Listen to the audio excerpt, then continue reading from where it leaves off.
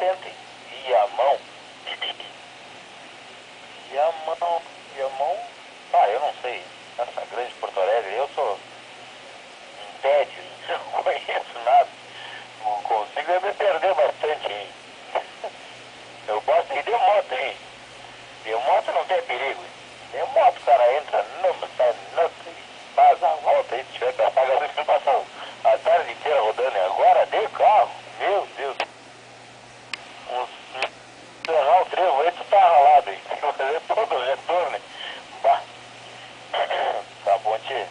Pessoa que não é acostumada, né? Tá bom, Foxtrot Charlie. É isso aí, hein? Mas do Moisés, Sertão Santana. Sertão Santana, pertinho do Camacuã, hein? Eu já tô no condomínio aqui, só que eu tô sem estacionamento. Já desceu com o Thierry. Thierry é minha fera, meu gurizinho, hein? O Thierry, de 2 aninhos. É que um dia ele tá no rádio com nós aqui. SQSL, o Foxtrot, Charlie, português. FSL, Fernando Móvel, Bagé. Chegando em casa.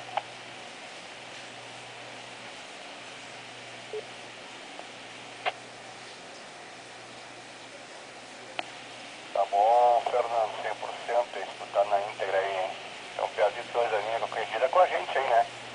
E papo aí, hein?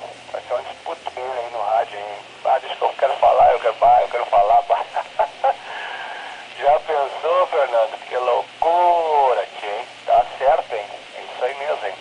Botar essa piazada aí, né, Fernando? Fazer a